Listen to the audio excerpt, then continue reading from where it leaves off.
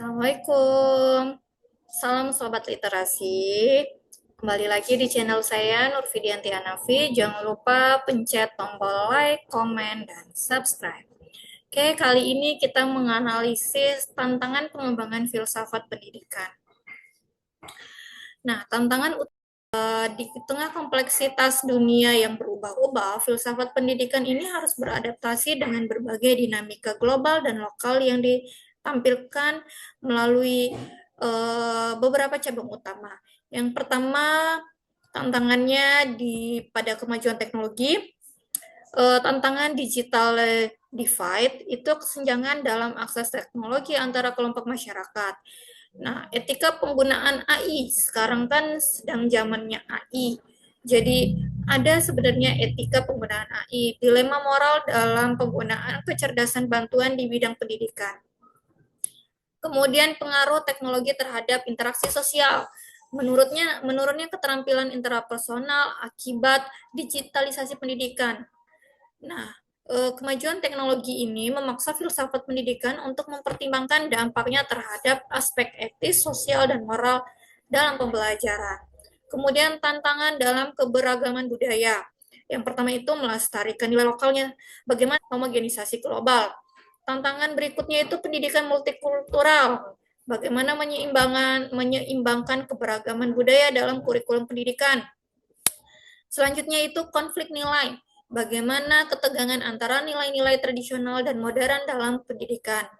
Nah, pendidikan di sini harus menjadi ruang yang menghargai keberagaman budaya sekaligus mendorong harmoni di tengah peradaban. Nah, kemudian di era globalisasi ini, tantangannya itu standarisasi dan lokalisasi. Konflik antara standar global dalam pendidikan dan kebutuhan lokal. Kemudian tantangan yang kedua itu persaingan global. Bagaimana menyiapkan peserta didik untuk bersaing secara global tanpa kehilangan identitas nasional. Tantangan yang ketiga itu transformasi kurikulum. Kurikulum harus relevan dengan tuntutan global tanpa mengorbankan nilai lokal. Nah, globalisasi ini menuntut filsafat pendidikan untuk menyeimbangkan antara adaptasi dengan tuntutan global dan perlindungan nilai-nilai lokal. Selanjutnya itu ada dilema etika. Tantangannya privasi dan data, perlindungan data peserta didik dalam pembelajaran berbasis teknologi. Kemudian tantangan selanjutnya kebijakan pendidikan yang adil. Bagaimana menghindari diskriminasi dalam sistem pendidikan. Tantangan yang ketiga itu moralitas dalam pendidikan, mengintegrasikan nilai-nilai etika dalam pembelajaran tanpa konflik ideologis. Nah, pendidikan harus mampu memberikan landasan etis yang kokoh di tengah tantangan moral yang semakin kompleks ini.